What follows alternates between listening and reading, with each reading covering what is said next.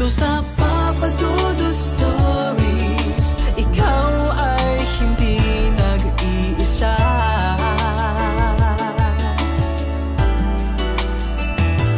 Dito sa Papa Dudut Stories, may nagmamahal sa'yo. Papa Dudut Stories, Papa Dudut Stories,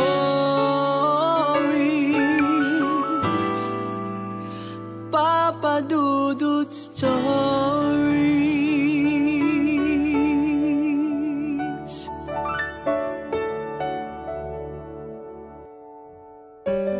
Magandang araw sa inyo mga kaibigan. Bago po tayo magpatuloy sa ating kwento ng pag-ibig dito po sa Papa Dudut Stories, huwag kakalimutan na mag-like, mag-share, mag-post ng comments at mag-subscribe sa aking YouTube channel. Huwag din pong kakalimutan na pindutin ang notification bell para maging updated kayo sa mga latest post ng inyong Papa Dudut. Huwag din kalimutang panoorin ang ating mga video vlogs na may mga challenges, daily vlogs at kung ano-ano pang mga adventure ng inyong si Papa Dudut. At ngayong araw sa Papa Dudut Stories, Papa Dudut Stories.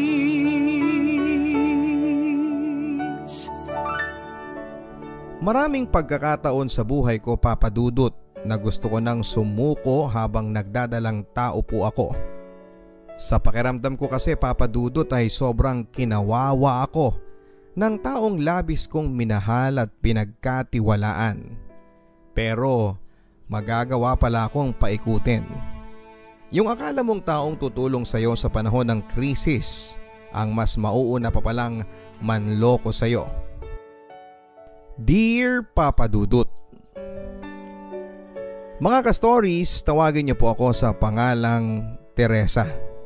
Hindi ko po yan tunay na pangalan. Nababaitan lang po ako sa pangalang Teresa. Siguro dahil sa alam kong pangalan siya ni Mother Teresa. Hindi ko naman po sinasabing magkapareho kami ng ugali ni Mother Teresa, pero kung pagiging mapagpakumbaba at mapagbigay ay siguro ay papasan ako kahit pasang awa. Yan ay kung pagbabatayan ang mga masalimuot na pinagdaanan ko sa buhay pag-ibig. Hayaan niyo pong simulan ko ang aking kwento ng buhay ko noong nag-aaral pa lamang ako sa kolehiyo. Hilig po naming magbabarkada at magkakaklase na dumaan muna sa malaking basketball court sa aming barangay sa tuwing uwian na.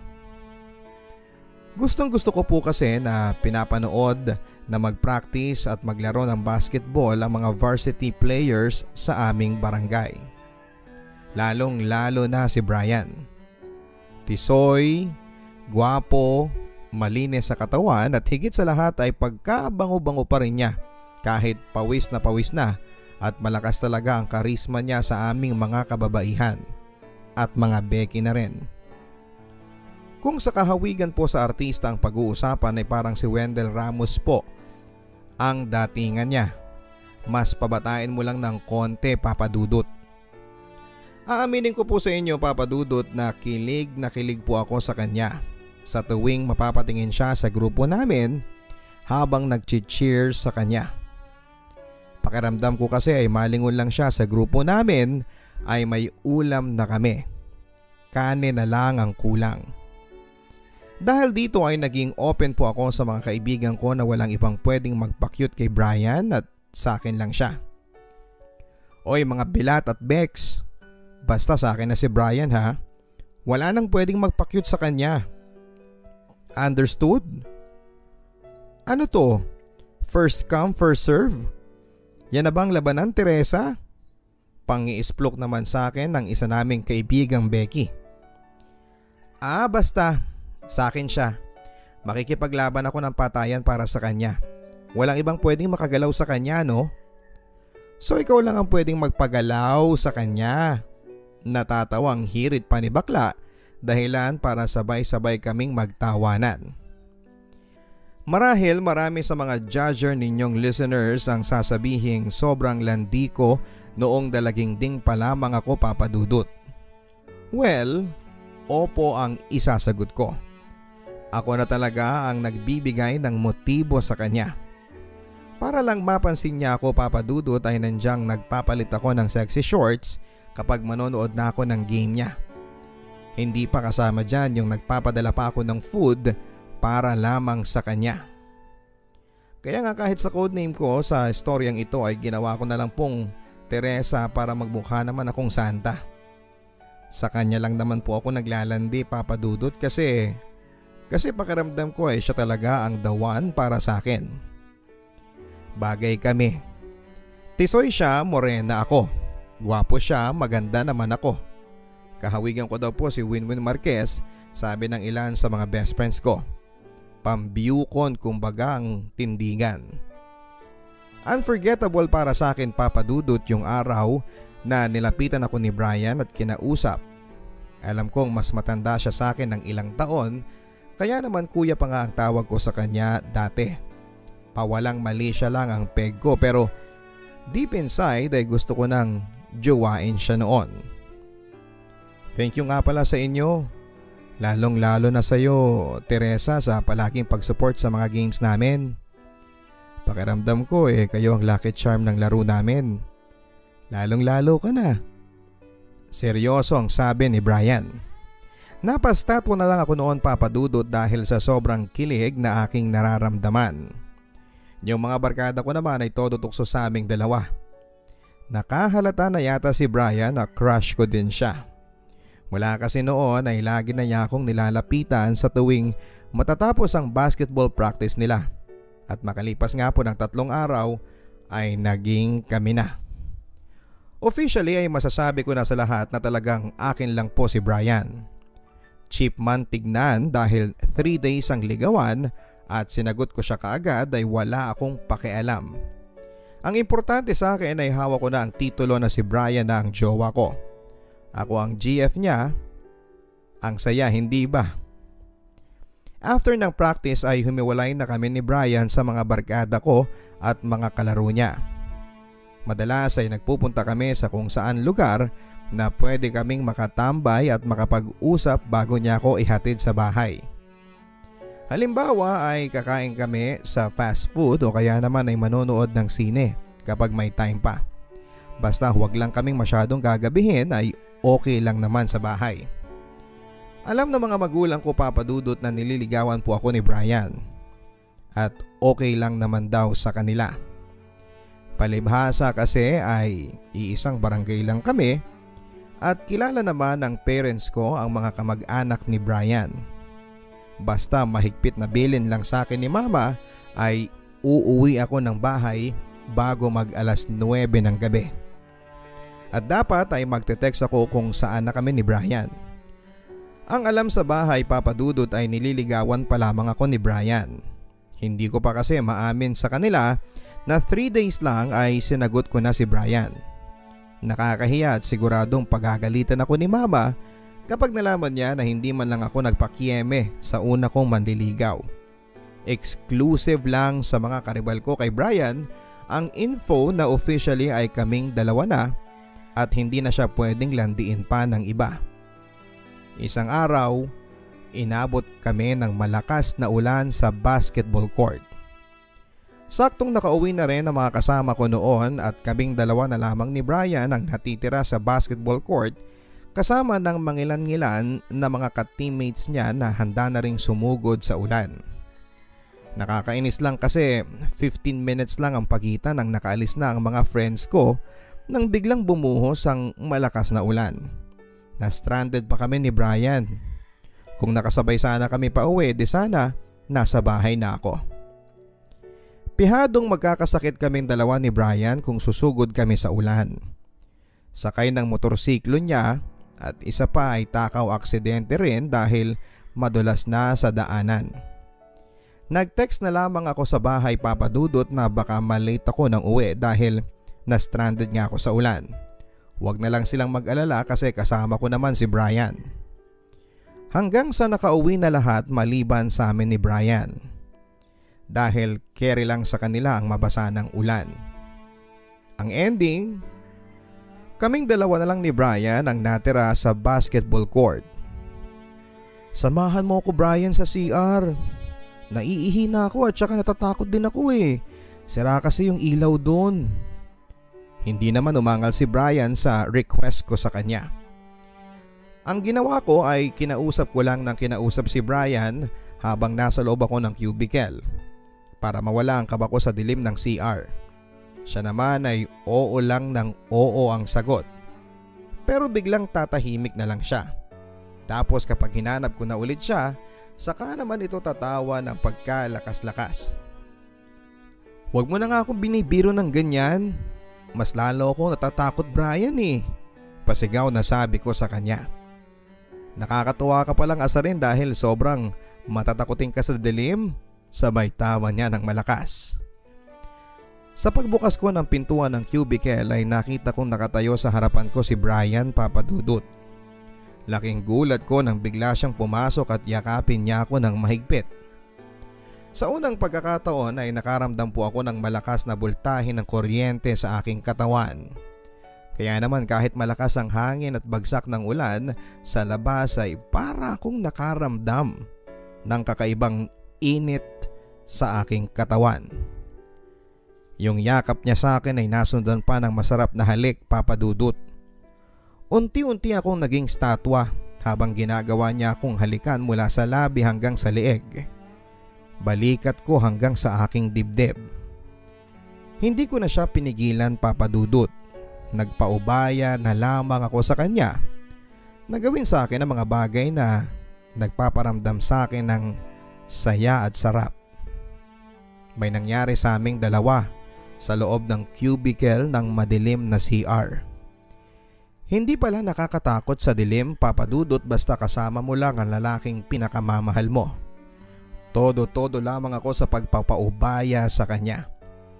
Hanggang sa may magbukas ng pintuan ng CR Papadudut. Huling-huli kami sa akto ni Mama na may ginagawang milagro. Para tuloy akong binuhusan ng malamig na tubig ulan matapos kong makita ang mga namimilog na mata ni Mama. Napalabas din kaagad si Mama habang nagmumura dahil sa mga nakita niya Papadudut. Sobra ang pagkabigla niya. Sa katunayan ay nabitawan din niya ang mga dala niyang payong para sana sa akin ng mga sandaling yon. On the spot ay sinabi ni Mama sa aming dalawa ni Brian sa paglabas namin ng CR na ipapakasal niya kaming dalawa. Aaminin ko po sa inyo Papadudut na hindi naman ako masyadong affected sa mga nangyari. Pwede mo ngang sabihin na ako lang yung pinakasal ng puwersahan na masaya pa. Kasi nga alam ko naman sa sarili ko na mahal ko si Brian. Mabuti na lang at graduating na rin ako sa college noon. 2-year course lang kasi ang kinuha ko sa college. After ng seremonyas ng kasal sa opisina ni Mayor ay tumira na kami ni Brian sa iisang bubong. Sa bahay ng nanay ni Brian. Pinagpatuloy pa rin ni Brian ang pagiging varsity ng basketball. Suportado naman kami ng nanay niya na nagtatrabaho noon sa Japan. Kaya financially ay nakakaluwag kami. Minsan sumasala ng padala ang mama niya pero nakakahingi naman ako ng tulong kina Mama kapag kinukulang. After 2 months ng pagsasama bilang mag-asawa ay nabuntis nga ako Papadudut. Feeling alaga ako noon kay Brian. Excited na siya sa magiging anak namin. Sana daw ay maging baby boy para may kasama siya sa paglalaro ng basketball. Hindi nagbago ang pagiging malambing ni Brian. Same with yung hilig niya sa pagbabasketball. Araw-araw pa rin, parang basketball is life sa kanya. Pero mas okay na sa akin yung basketball ang pinagkakabalahan niya kesa makaisip pa siya ng mambabae. Maraming tournaments ang dinadayo ni Brian at ng mga kaliga niya para sa basketball Papadudut. Lumalaban sila sa interbarangay at noong una ay nagagawa ko pang sumama para mag-cheer sa kanya tulad ng dati noong magjowa pa lamang kami. Pero nung lumaki na ang tiyan ko at hindi na ako makaangkas sa motorsiklo niya ay hindi na ako sumasama. Nakikibalita na lamang ako sa mga naging game results sa kanya. Mainit daw ang naging huling laban nila Papa Dudut sa kabilang barangay dahil nagkaroon pa daw ng pisikalan. Hindi naman na sa akin bago yung ganong klase ng mga eksena sa game court. Kaya parang baliwala lang sa akin nung sinabi niya yon. May isa pang game sa finals at doon na raw magkakaalaman. Seryosong sabi ni Brian sabay ngiti na para bang sigurado na siya na liga nila ang mananalo. Hindi ko akalain, Papa Dudut, na sa final game na yon, yun pala ang final chance na rin na magkikita pa kami araw-araw ng asawa ko. Sobrang naging paghaharap ng dalawang liga, dahilan para magkaroon ng suntukan sa basketball court. May napuruhan si Brian dahil halos manghiram ng mukha sa aso yung nakasuntukan ni Brian. Nakamalas-malasan ay anak daw pala ng isang konsehal. Marami ang nakakita ng pinagbantaan daw si Brian na ipatutumba siya nito. Sa kwento ni Brian, masyado daw kasing naging agresibo ang laro kaya sila nagkapikunan. Mula noon, Papa Dudut, ay nagulo na ang buhay naming mag-asawa. Araw-araw ay nakakatanggap na kasi ng mga pagbabanta sa text messages na lulumpuhin daw nila si Brian kapag nagkaroon sila ng pagkakataon. Pinayuhan ng mga kamag-anak namin si Brian na magtago muna at magpalamig dahil sa mga pangyayari. Naging maingat sila sa pagpaplano sa anong pwedeng gawin para makaiwas nga sa trouble ang asawa ko. Maging ako, Papa Dudut, ay hindi ko nalaman kung saang lupalop nila pinagtatago ang asawa ko. Basta ang alam ko ay dito lang din daw sa Maynila. Kaya hindi ako dapat mag-alala sakaling manganak na ako dahil makababalik naman si Brian para dumalaw anytime. May bahagi sa akin na pilit na iniintindi ang sitwasyong pinasok ng asawa ko, Papa Dudut. Alam ko kasi na makabubuti yon para sa kanya dahil buhay na ang pinag-uusapan dito. Pero paano naman kami ng magiging anak ko? Ilang buwan na lang ay manganganak na ako. Sa umpisa ay nakatanggap ako ng text mula kay Brian para kumustahin ako sa kalagayan ko. Pero hindi nagtagal ay parang naging mag-isa na lamang ako, Papa Dudut. Dahilan para ma-depress ako ng sobra. Hanggang sa makapanganak na ako, Papa Dudut, ay hindi niya man lang ako nagawang madalaw. Bumilang pa nga ng 5 araw bago ko nakitang pagmumukha ng asawa ko. Mabilis lang yon. After nilang magpictura ng baby namin at mag-iwan siya ng pera ay sumibat din siya kaagad. Iniisip ko lang kayo ng baby natin. Hindi ako pwedeng tumambay dito sa bahay natin. Mahirap na. Alam ko na marami ang nakamanman sa akin. Seryosong sabi ni Brian. Ipinakita din niya sa akin ang huling text message na natanggap niya. Bayad na raw ang taong tutumba sa kanya. Bagay na labis na nagpa-worry sa akin.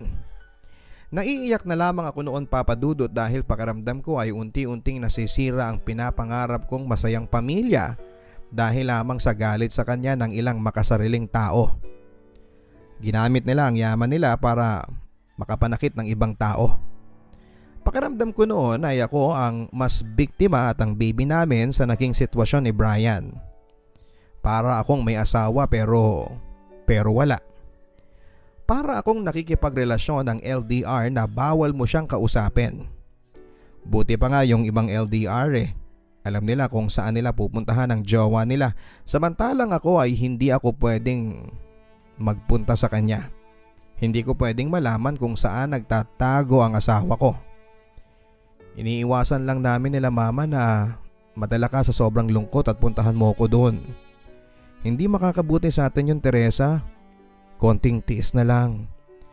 Mas lilipat tayo sa mas malayo, sa mas ligtas na lugar at isasama ko na kayo ni baby. Naghihintay lang ako ng malaking perang ipapadala ni mama galing sa Japan. Pagbibigay pag-asa sa akin ni Brian na balang araw ay babalik na sa normal ang pagsasama naming dalawa. Till one day, may nagpasa sa akin ng video ng asawa ko. Active pa rin siya, si Brian, sa pagbabasketball, pero this time ay may bago na siyang kasamang nag-cheer sa kanya. Sweet na sweet silang dalawa sa video. Lalong-lalo na noong humalik pa ang demonyo kong asawa sa babae niya. Pero ang mas nagpabilog sa mga mata ko ay nang nakita kong buntis si girl sa video. Mataba yung babae sa video pero mas mataba at bilog na bilog ang tiyan niya. Kaya hindi ako pwedeng magkamali, Papa Dudut. May ibang babae ang asawa ko at buntis pa yung babae. Iyak ako ng iyak noon. Yun na po yata ang pinakamatinding depression na na-experience ko sa buhay ko. Wala din ako mapagsabihan ng sama ng loob ko dahil nahihiya ako sa mga magulang at sa mga kamag-anak ko. Ano na lang ang sasabihin nila sa aming dalawa ni Brian, Papa Dudut? Ayoko namang kaawaan ako at ang baby ko. Okay na sa akin yung isang beses akong pinagpiestahan ng mga chismosa sa barangay namin nung pinag-usapang nakipag-sex lang ako sa CR kaya ako pinakasalan. Ayoko nang madagdagan pa yon ng chismis na ipinagpalit pa ako sa iba. Mula noon ay madalas na akong makitang tulala ni Mama. Sinasabi ko na lamang na nami-miss ko si Brian, Papa Dudut. Pero ang totoo ay gusto kong sabihin sa kanya na may isusumbong ako. Na may ibang na bola na ang asawa ko. Napag-alaman ko na dating naging chicks din ni Brian ang nagpapadala sa akin ng video. Ibang klase talaga ang karakas ng asawa ko. Hindi lang pala ako isang beses niloko. Mag-isa ko lang pong pinuntahan si Brian sa lugar na sinasabi sa akin ng asset ko. Halos mawala na ako ng boses noon sa kakasigaw sa kanya at sa naging babae niya. Ang sabi sa akin ni Brian ay wala na daw siyang magagawa dahil nandyan na. Iyak lang ako ng iyak noon, Papa Dudut.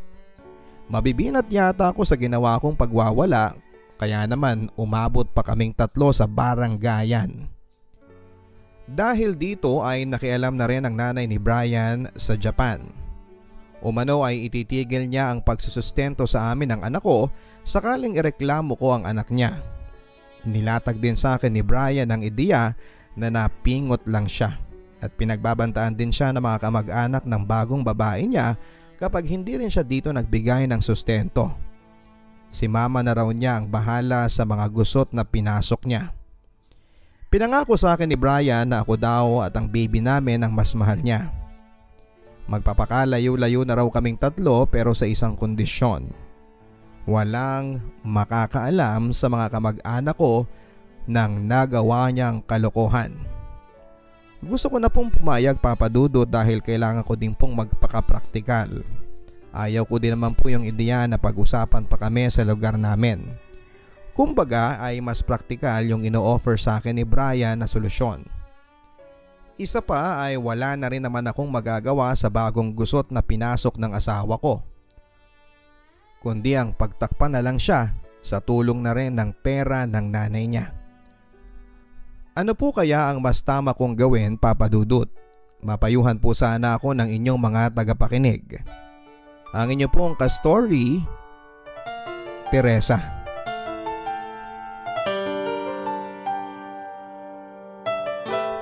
Maraming salamat, Teresa, sa pagiging open mo sa amin sa naging live story mo.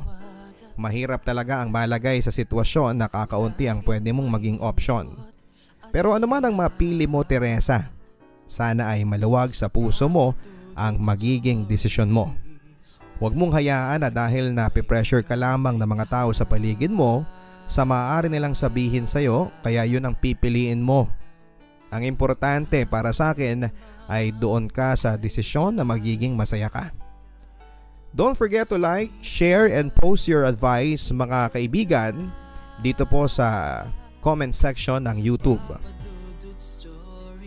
Kung ano nga ba ang inyong maipapayo kay Teresa. Sa mga gustong magpadala ng kanilang Papa Dudut Stories, ipadala po ito via email sa papadudutstories@gmail.com. Again, don't forget to subscribe, mag-like, mag-share, mag-post ng comments at pindutin ang bell button para ma-notify po kayo. Hanggang sa muli, mga kaibigan, ako po si Papa Dudut dito po sa Papa Dudut Stories. Ang buhay ay mahiwaga, laging may lungkot at saya. Sa Papa Dudut Stories, laging may karamay ka.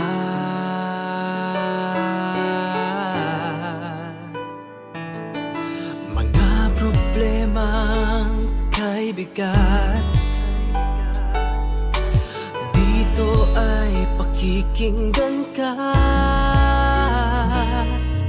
Sa Papa Dudut Stories, kami ay iyong kasama. Dito sa Papa Dudut Stories, ikaw ay hindi nag-iisa.